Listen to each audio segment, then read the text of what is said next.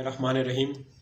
السلام علیکم ورحمۃ اللہ۔ اللہم صلی علی سیدنا محمد وعلی آلہ وصحبہ وسلم۔ آج کا موضوع حرمت رسول، ایک بہت ہی اہم اور بہت ہی نازک موضوع کا انتخاب کیا ہے۔ اس پہ بات کرنا بہت ضروری ہے۔ بحیثیت مسلمان ہم کلمہ پڑھتے ہیں اور اس میں یہ شہادت دیتے ہیں، گواہی دیتے ہیں کہ اللہ ایک ہے اور حضور اکرم صلی اللہ علیہ وسلم اللہ تعالیٰ کے نبی ہے۔ دن میں 5 وقت نماز پڑھتے ہیں اور ہر نماز میں کلمہ شہادت کو ہم پڑھتے ہیں۔ کلمہ شہادت پڑھنے والے تمام انسانوں کو مسلمان کہتے ہیں۔ اس وقت اگر ہم دنیا کی آبادی دیکھیں تو اس میں مسلمانوں کی تعداد 1 ارب اور 25 کروڑ کے لگ بھگ ہے۔ یہ ایک بہت بڑی تعداد ہے۔ اس تعداد کو ہم امت کہتے ہیں، امت مسلمہ کہا جاتا ہے۔ یہ دنیا کے 54 اسلامی ممالک اور اس کے علاوہ غیر اسلامی ممالک میں بھی پھیلے ہوئے ہیں۔ لیکن مسلمان زوال کا شکار ہیں اور اس زوال کو تقریباً 1 صدی سے زیادہ کا کچھ عرصہ ہوا چاہتا ہے۔ 1923 میں جب سلطنت عثمانیوں کو توڑا گیا تو اس کے بعد سے لے کر اب تک مسلمانوں کی عالمی سطح پر رہنمائی کے لیے کوئی تنظیم موجود نہیں ہے۔ کوشش کی گئی۔ 1970 کے اوائل میں ذوالفقار علی بھٹو پاکستان کے وزیر اعظم، اس کے علاوہ شاہ فیصل سعودی عربیہ کے، معمر قذافی لیبیا کے اور جمال عبد الناصر مصر، انہوں نے بیڑا اٹھایا اور مسلمان ملکوں کو اکٹھا کرنے کے لیے ایک تنظیم بنائی جس کا نام OIC رکھا گیا۔ اس کے ابھی کچھ نکات ہی فائنل ہوئے تھے کہ ان چاروں کو عبرت کا نشانہ بنانا شروع کیا اور بدقسمتی سے چاروں رہنماؤں کو موت کے گھاٹ اتار دیا گیا۔ اس کے بعد ابھی موجودہ دور میں دوبارہ سے کوشش کی گئی کہ مسلمانوں کو اکٹھا کیا جا سکے۔ اس میں مصر کے، ملائیشیا کے مہاتیر محمد، پاکستان کے وزیر اعظم اس وقت کے عمران خان اور ترکی کے صدر طیب اردگان نے کوشش کی کہ مسلمانوں کے لیے ایک پلیٹ فارم مہیا کیا جا سکے جہاں سے وہ اپنا مقدمہ لڑ سکے۔ لیکن جیسے ہی یہ اعلان ہوتا ہے اس کے فوراً بعد مہاتیر محمد کے حکومت کا تختہ الٹا جاتا ہے اور پھر بعد میں عمران خان کی حکومت بھی ختم ہو جاتی ہے۔ جبکہ اگر طیب اردگان کی حکومت کو دیکھیں تو اس کو ختم کرنے کی بھی کافی کوششیں کی گئی، لیکن ترکی کی جو قوم ہے وہ ایک بہت مضبوط قوم ہے، انہوں نے ان کوششوں کو ناکام بنا دیا ہے۔ امت کی اگر بات کریں تو امت نے اس 100 سال میں سمجھوتا کرنا سیکھ لیا ہے بہت سے چیزوں پہ۔ اگر کسی ایک مسلمان ملک پہ حملہ ہوتا ہے تو باقی ساری کی ساری اسلامی ریاستیں جو ہے وہ اپنی آنکھیں بند کر دیتے ہیں، سہم جاتے ہیں، ڈر جاتے ہیں کہ کہیں اگر ہم بولیں تو کہیں ہمارے اوپر سختی نہ آ جائے۔ اس کے علاوہ دنیا بھر کے مسلمانوں پہ اگر کوئی ظلم ہوتا ہے، فار ایگزامپل ہم اگر کشمیر کی بات کریں، ہم فلسطین کی بات کریں، ہم برما کی بات کریں، ہم بھارت کی بات کریں، ہم صومالیہ کی بات کریں، ہم یمن کی بات کریں، ہم سیریا کی بات کریں، ان تمام ملکوں میں مسلمانوں پہ بہت مظالم ہو رہے ہیں، لیکن امت نے سمجھوتا کر لیا ہے کہ ہم نے اس کے متعلق کچھ بھی نہیں بولنا۔ اس کے علاوہ افغانستان میں ہمارے مسلمان بھائیوں کی بات کریں، صومالیہ کی بات کریں، یمن کی بات کریں یا شام کی بات کریں جہاں پہ ہمارے مسلمان بھائی قحط کا شکار ہیں، اس پہ بھی ہم نے کچھ نہیں بولنا، ہم نے سمجھوتا کر لیا ہے۔ لیکن ہر انسان کی کچھ ویلیوز ہوتی ہیں، اور ان ویلیوز کے لیے وہ کسی بھی حد تک جا سکتا ہے۔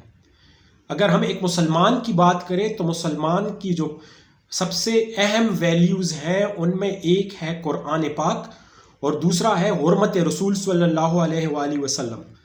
ان پہ کسی طرح کا کوئی سمجھوتا برداشت نہیں کر سکتا کوئی بھی مسلمان۔ پچھلے کچھ سالوں میں حرمت رسول صلی اللہ علیہ وسلم کے حوالے سے کافی مسائل سامنے آئے ہیں۔ پچھلے کچھ عرصے میں یورپ میں انفرادی طور پہ حضور اکرم صلی اللہ علیہ وسلم کی شان میں گستاخی کی گئی، اور جب بھی ایسے واقعات ہوتے تھے تو پوری دنیا کے مسلمان جو ہے وہ سراپا احتجاج ہوتے تھے، کیونکہ وہ ان کے دل میں سوئی کی طرح چبھتی تھی یہ بات، وہ ناقابل برداشت تھی۔ لیکن عجیب بات یہ ہے کہ یہ بات صرف اور صرف عوام کی صورت میں تھی۔ جب سربراہ مملکت کی ہم بات کریں تو وہاں سے مکمل خاموشی ہوتی تھی۔ ہاں، یہاں پہ عمران خان کی ہمیں تعریف کرنی پڑے گی۔ وہ جب سربراہ مملکت تھے تو انہوں نے ہر فورم پہ حرمت رسول کی بات کی، چاہے وہ اقوام متحدہ کی جنرل اسمبلی ہو، چاہے وہ ان کے ٹی وی انٹرویوز ہو کسی بھی غیر ملکی جریدے کو، یا پھر کسی بھی فنکشن میں ہو، انہوں نے ہمیشہ حضور اکرم صلی اللہ علیہ وسلم کی حرمت کی بات کی۔ اس بات کی ان کو داد دینی پڑے گی، کیونکہ سربراہ مملکت اتنی ہمت کرے ایک بڑی بات ہے۔ اب بات کرتے ہیں کہ ابھی ریسنٹلی کیا واقعہ ہوا ہے۔ ریسنٹلی ابھی بھارت میں حضور اکرم صلی اللہ علیہ وسلم کی شان میں گستاخی کی گئی، اور گستاخی کرنے والے ان کی موجودہ حکومت کے لوگ ہیں، اور اس پہ ڈٹائی یہ کہ حکمران جماعت نے اس کی اوپر نہ تو مزاحمت کی اور نہ ہی ان لوگوں کو سزا دلوائی۔ اس سے پوری دنیا کے مسلمانوں کو شدید قسم کی رنج ہوئی ہے، شدید قسم کا صدمہ پہنچا ہے ان کو۔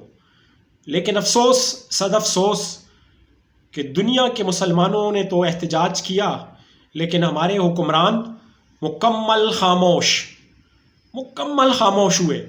ایک مجرمانہ خاموشی ہے یہ، کس طرح سے خاموش ہو سکتے ہیں؟ ہاں، اتنا کیا کہ بھارت کے جو سفیر ہیں ان کو بلا کے ایک مزاحمتی مراسلہ ان کے ہاتھ میں تما دیا، یا قومی اسمبلی میں ایک قرارداد منظور ہوئی۔ آپ خود اندازہ لگائے کہ آپ کے محلے میں آپ کے ماں باپ کو اگر کوئی برا بلا کہے گا یا گالی دے گا تو آپ کیا کریں گے اس کے ساتھ؟ اپنے گھر میں آ کے اس کی مذمت کریں گے؟ ہو ہی نہیں سکتا۔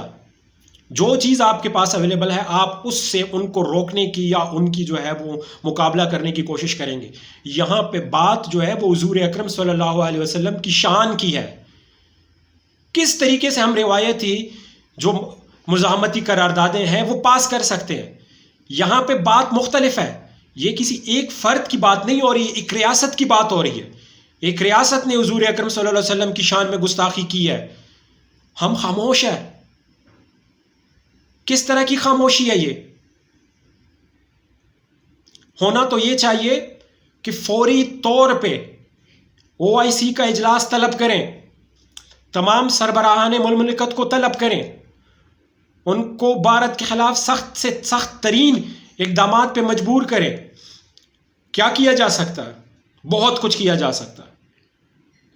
ان کے ساتھ سفارتی تعلقات کمپلیٹلی بند کریں، جو ان کے ساتھ تجارتی تعلقات ہیں ان کو کمپلیٹلی بند کریں، ان کے سفیروں کو ملک سے بے دخل کریں، ان کے جو لوگ آپ کے ملکوں میں کام کر رہے ہیں ان کو اپنے ملک سے نکالیں۔ یہ ہمارے حضور اکرم صلی اللہ علیہ وسلم کی شان کا معاملہ ہے، یہ کوئی مذاق نہیں ہے۔ اس پہ ہمیں متحد ہونا پڑے گا، ہمیں بھارت کو جواب دینا پڑے گا، اور اگر جواب نہیں دیں گے تو پھر اللہ کے عذاب کے لیے تیار ہو جائیں۔ اللہ کے محبوب کے شان میں گستاخی کی گئی ہے اور ہم خاموش ہیں۔ پھر ہم مہنگائی کا رونا روتے ہیں، پھر ہم موسم کی سختی کا رونا روتے ہیں، پھر ہم زلزلے اور طوفان اور خشک سالی کا رونا روتے ہیں۔ آپ اس کا رونا نہ روئے، آپ مزاحمت کریں، باہر نکلیں، جو آپ سے ہو سکتا ہے آپ کریں۔ اور ہمارے قوم، ہماری امت ان لوگوں کو ہیرو کا درجہ دیتی ہے جو کہ حرمت رسول کی راہ میں قربان ہو جاتے ہیں، جس میں غازی عالم دین شہید، یورپ کا پاکستانی طالب علم عامر، اس کے علاوہ ممتاز قادری اور خالد جو ایک اسٹوڈنٹ تھا، ان کی مثالیں ہمارے سامنے موجود ہیں۔ خدا را اس معاملے کو اتنا آسان نہ لے، ہوش کے ناخن لے، ہوش میں آ جائے اور اس پہ جتنا آپ سے ہو سکتا ہے اپنی بھرپور احتجاج ریکارڈ کروائیں۔ شکریہ۔